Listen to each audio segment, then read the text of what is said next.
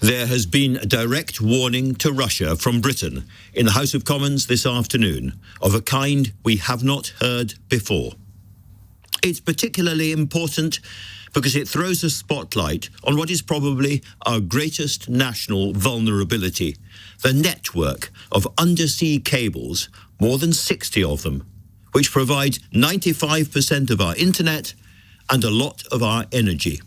They are pretty easy to cut.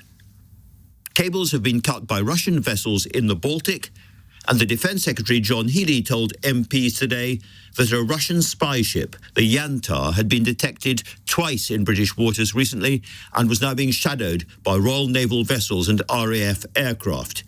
He had authorised a British submarine to surface close to the Russian ship to ram the message to Vladimir Putin home. We see you, we know what you're doing, and we will not shy away from robust action to protect this country. Now, ministers don't usually come to the Commons to talk about these kind of things, so this seems a potentially dangerous moment. To me, it is by far the most important story around tonight. It's the first duty of any government to protect this country, and Mr. Healey's statement comes just ahead of a strategic defence review being delivered to ministers by the former Secretary-General of NATO and Defence Secretary Lord George Robertson. And the huge question facing the Starmer government is whether they're prepared really to invest in rearming the UK to confront a much more dangerous world. And given the pressures on the economy, I am pretty sceptical. Indeed, the Russian ambassador in London told this programme late last year that although he thought Britain should rearm, the truth was we couldn't because we were too economically weak. Now, because this is not inherently a party political issue, let's hear first tonight from the former Conservative Defence Secretary, Sir Michael Fallon. Sir Michael, would you agree that the vulnerability of our cables is the biggest single problem that we face in defence terms? Well, it's the single most immediate problem, and we haven't had a threat as serious as this before. And as you've said, these cables, they go under the channel itself, carry our banking, they carry our energy, they carry our internet and all our financial data. If they were interrupted, if they were cut, we would soon notice it very quickly. It would directly affect a lot of our social and economic infrastructure. So this is a new level of threat from Russia. And I'm relieved that the military, the Navy, and the Secretary of State have met it square on. I guess the question is whether we have the resources to track all the possible Russian ships and submarines and undersea devices which might go after them. I was talking to a Labour MP who said people think that the front line against Russia is in Ukraine and Central Europe. It isn't anymore. It's in the North Atlantic. Again, I wonder if you agree. I do agree, and we've seen already cables being interrupted up in the Baltic. They've affected Finland, and we've seen previous years we've had Russian ships kind of nosing around, but we haven't had this kind of direct challenge before. And it's a reminder to us all that we are, as an island, very vulnerable.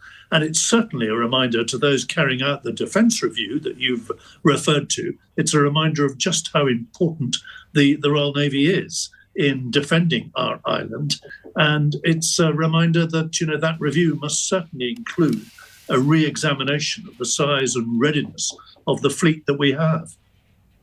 And while I've got you here, Michael, what's your view about the approach being taken by the new Trump administration? Because that appears to be increasing the threat to Western European security right at the moment that we're struggling to rearm to defend ourselves. Well, there's no mystery about what Trump wants to do. He wants to bring that war in Ukraine to an end. And we all want it to end. Of course, nobody wants the killing to go on for a day longer than it needs to be. Trump has been very clear that he wants to get involved and he wants to end it.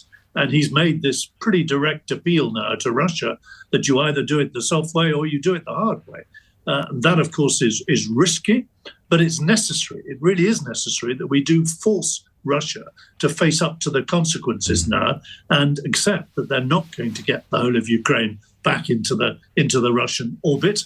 And not least, one of those consequences is going to be a rearming of the NATO countries on quite a significant scale. And on that, I said at the beginning this wasn't inherently party political. If the Conservatives were in power just now, you would have had a huge problem in trying to find the money to rearm to the extent that we may well have to do it. The same is true of Labour. What is your level of optimism or the opposite about the Strategic Defence Review? In other words, do you think we are going to see a step change in Britain's defences in the next year? I'm sure that's those carrying out the defence review. I'm sure that's what they would want, because the threats have multiplied. Certainly since the previous reviews, we're in a more dangerous and more vulnerable position than we were. Now, it's perfectly true that we committed to spending 2.5%. We spend 2.3 at the moment. We said 2.5%. I think I don't want to be too party political about this, but I hope the Labour government will now come off the fence and actually name their timetable for getting to the 2.5%. Nobody expects them to get to 2.5% within the next few months or even the next couple of years. But I think they do need, and President Trump will want to hear this, they do need to set a firm date by which we will get to 2.5%, because it's not impossible that Trump will ask NATO to go even further, perhaps to 3%. Well, that is something I will now pursue with two sitting members of Parliament. Sir Michael, thank you very much indeed for joining me. So now to the Member of Parliament who chairs the Defence Select Committee, which holds the government to account on these kind of issues, the Labour MP for Slough, Tan Dhesi. Tan, thank you very much for coming onto the show. Thank you, Andrew. First of all, you heard Sir Michael there, and many people feel the same, a sense of worry or unease that Labour will actually get to the 2.5%, will actually set out a timetable. Are we going to see a timetable, do you think?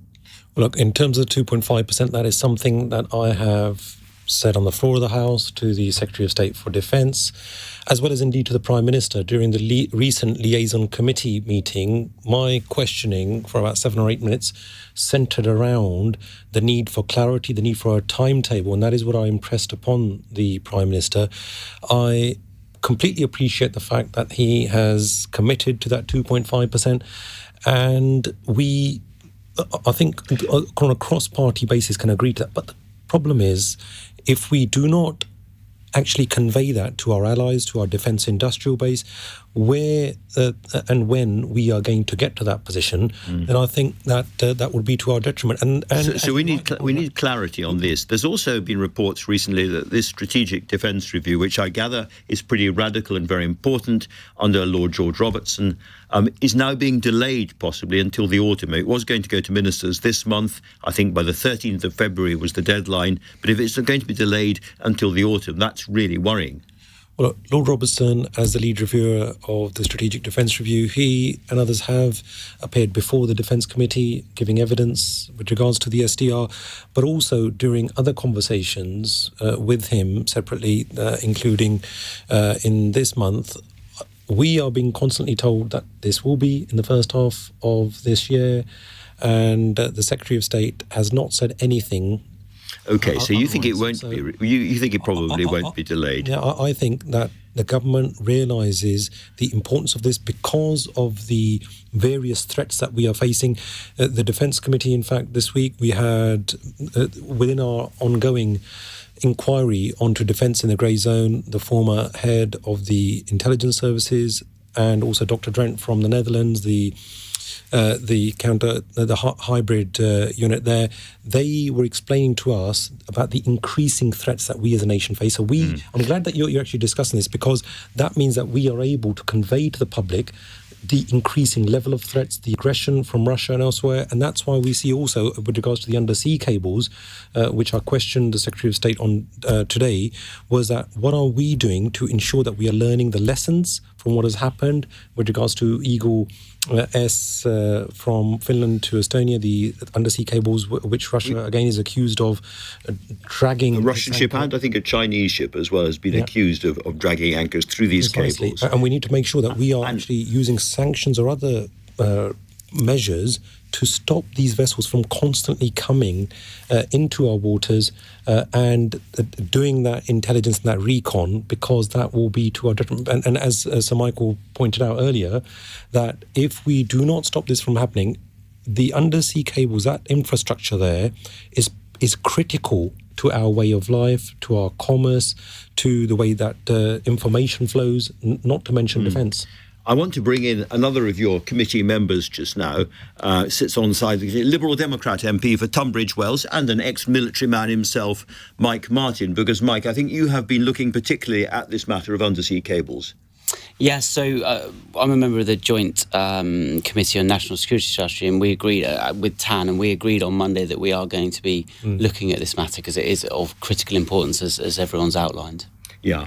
Now, this joint committee, it's the Lords and the Commons. Let's just remind ourselves, Sir Michael alluded to it briefly, what it would mean for us if those cables, or a large number of them, were suddenly cut by undersea submersibles or whatever. Because this is, we'd lose our banking system, so we wouldn't be able to use... Well, Andrew, what would your life be like if I took away your internet and your power? Pretty exciting, actually. Exciting, interesting and different. But think about for the entire like country, it would be catastrophic. It would be catastrophic. And so in a sense, this would be, I say, a way of waging war without getting us to a nuclear threshold or taking the risks that a conventional attack would involve. It's at the moment, it's a soft underbelly. I mean, Sir Michael alluded to that. Some of the other things, we've obviously got troops in Estonia, we're supporting Ukraine. There are lots of areas that we have looked at. The nature of the threat from Russia is that they are... it's in the nature of an autocracy. They're able to chop and change. They're not so worried about legalities. So they are able to look at it and go, oh, undersea cable's brilliant. That's weak. We can go for that. And so, in a sense, I guess what John Healey, the Defence Secretary, was saying today was, we are prepared to ramp this up to a dangerous point. This is not going to be an easy thing for you to do.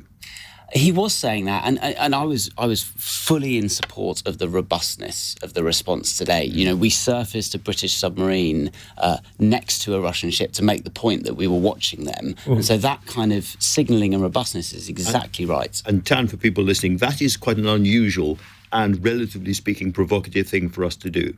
Well, look, I don't think it's provocative. I think it's just laying out the truth. And that's why, on a cross-party basis in the House today, most of us were glad that the Secretary of State outlined what many of us in Parliament, especially those, as Mike was alluding earlier, whether it's in the Joint Committee on National Security Strategy, whether it's in Defence, whether it's those that are on the Intelligence and Security Committee, that we need to actually get it out there. Yeah. And the only way to deal with a bully is to face them down. Russia only, I think, will understand the language of us in terms of coming from a position of strength, and that's the only way that they will stop some of this activity. And Russia is our proximate threat. There's no doubt about that. Talking about this defence review, does that mean, Mike, for instance, that we are going to have to think about our defence in a different way? Perhaps stop being a post-imperial power that's sending aircraft carriers to the South China Sea and is involved in the defence of Australia, and start to pull back to this part of the world and, talk about missile defence systems and so on, and be, in a sense, a little bit more selfish about our defence? I think the big question that this defence review ducked was, are we do we consider ourselves a global expeditionary power, or are we a power that's concerned with security with allies in the Euro-Atlantic area? And just to look at some of these figures, we're talking about 2.5%. That's an increase of £4 billion of what we spend now every year. That won't do anything other than just plug the gaps that we have. To do Euro-Atlantic defence properly would require probably about 3% of GDP, and that's what we're going to be spending by the end of this Parliament. You can come back to me and ask me on that later on. And so to talk about 2.5%, which is what the government has said, that's the envelope for the review, and it's clear that we're still going to remain a global power. Our carrier group is going across the Indo-Pacific this year. It just doesn't make sense. It's a fantasy. Tan, in the air, whenever I talk to politicians about this, they say, well, it's not either or. It is either or. We can't be a global power projecting aircraft carriers across the world and defend ourselves properly, can we? Well, Andrew, ultimately, it's about alliances. And I think our alliance on NATO, and whether it's now AUKUS, something that the Defence Committee will be looking into, the Global Combat Air Programme, our joint initiative with Japan and Italy. There are various alliances, and it's only through strengthening those alliances that we will be able to defend ourselves better. In terms of NATO, I'm glad that we are showing that leadership to say we will reach that 2.5%. And if we see whether it's President-elect Trump, he has now recently been speaking about 5%. I know that if reports are to be believed, certain internal figures within the MOD thinking about 3.6%. But either which way, whatever figure we get to, we need to get some of our other allies to ensure that they too are spending the right amount on defence. We may not like it, but this is certainly our near future.